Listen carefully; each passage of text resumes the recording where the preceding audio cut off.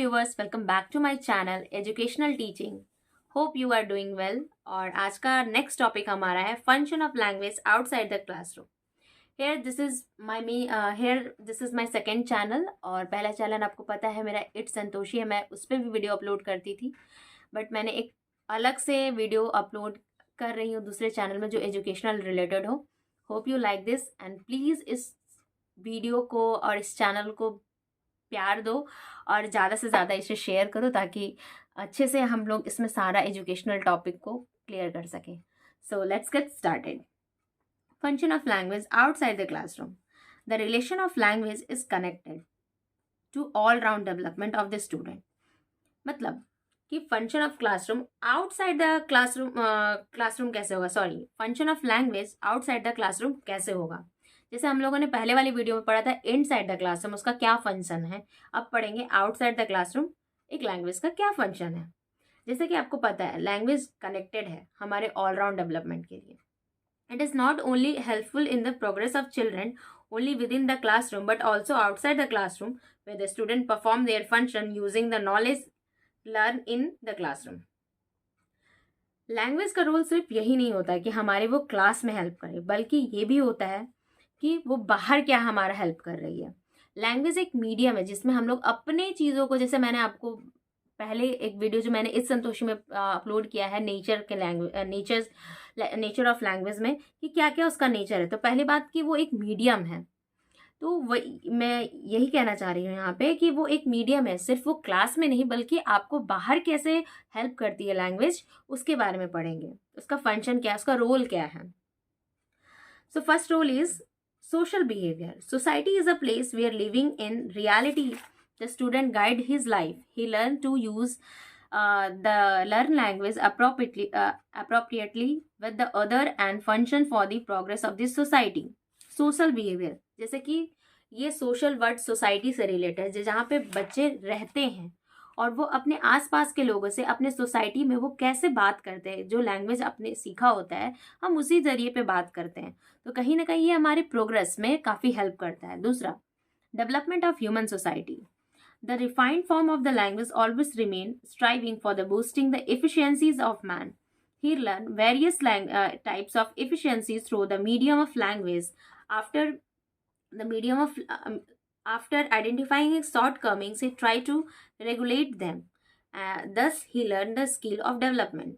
जैसे development of human society, जैसे कि आपको पता है जो लैंग्वेज है हमारे चीज़ों को क्या करता है, काफ़ी ज़्यादा रिफाइन करता है, हमारे लर्निंग को काफ़ी अच्छा बूस्ट करता है, इफ़िशेंसी बढ़ाता है इंसान के बीच में। तो ये कह सकते हैं कि एक ये इफ़िशेंसी बढ़ाने का तरीका है, मीडियम ही है। मतलब लैंग्वेज एक मीडियम की तरह काम कर रहा है हमारी इफ़िशेंसी को बढ़ाने के लिए। जैसे हमारे में कोई भी लूप होल्स है उसको कोशिश करता है वो रेक्टिफाई करने का, और इस स्किल से हम लोग डेवलप कर पाते हैं, अपनी लर्निंग को काफ़ी अच्छा डेवलप कर पाते हैं। Feeling of adjustment. Making adjustment is normal tendency. He finds out the solution of adjustment with the patients by becoming tolerant according to problematic situation. हमें एडजस्टमेंट की भावना भी बताता है, जैसे कि कुछ प्रॉब्लम हो जाता है, जैसे एडजस्टमेंट का भावना पेशेंसफुली हमें टॉलरेट करना सिखाता है और प्रॉब्लमेटिक सिचुएशन में ही हम लोग को टॉलरेट करना सिखाता है। Those persons are called tolerant and large minded who change themselves according to the changing environment. वो जितना टॉलरेट कर पाता है उस हिसाब से अपने आप को चेंजिंग एनवायरनमेंट के अकॉर्डिंग वो चेंज कर लेता है। Mutual understanding. The knowledge of language enhances the understanding of man.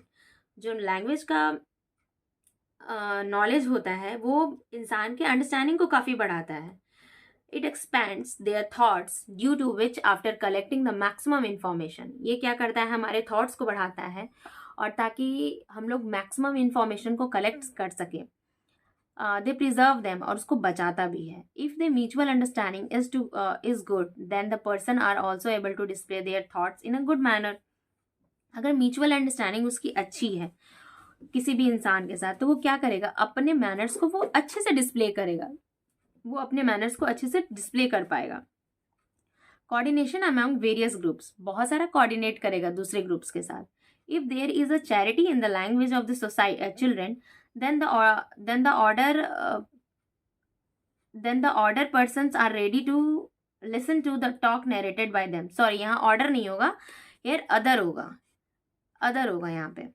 Other person are ready to listen to the talk narrated by him. When the other person take interest in listening, then they understand the depth of the talk and it provide cooperation in the development of the society। अगर language का अच्छे से use होता है, अगर कोई बंदा अपना बात को बता रहा है और कोई पर्सन उसकी बातों को सुनने के लिए रेडी है, दैट मीन्स कि बाकी जो पर्सन है वो काफ़ी इंटरेस्ट ले रहे हैं उसके सुनने में और उसकी बातों को उसकी गहराई से समझ पा रहे हैं। वो एक कॉपरेशन बिल्ड कर रहा है सोसाइटी में, ताकि लोग उसकी बातों को सुन रहे हैं, लैंग्वेज के ज़रिए ही वो सुन पा रहे हैं। जो हम लोग बाहर लैंग्वेज का यूज़ करके लोगों को अट्रैक्ट करते हैं ताकि वो हमारी बातों को सुने, हम अपने विचार को एक्सप्रेस करें। Helpful in expression of feeling, जैसा कि आप बार बार पढ़ोगे, इसमें one of the most important topic है helpful in expression of feeling. ये हमारे फीलिंग्स को एक्सप्रेस करने में मदद करता है। लैंग्वेज एक बहुत पावरफुल मीडियम है हमारी इमोशंस को एक्सप्रेस करने के लिए। In order to express the emotion we can not merely use the gesture और बॉडी और लैंग्वेज,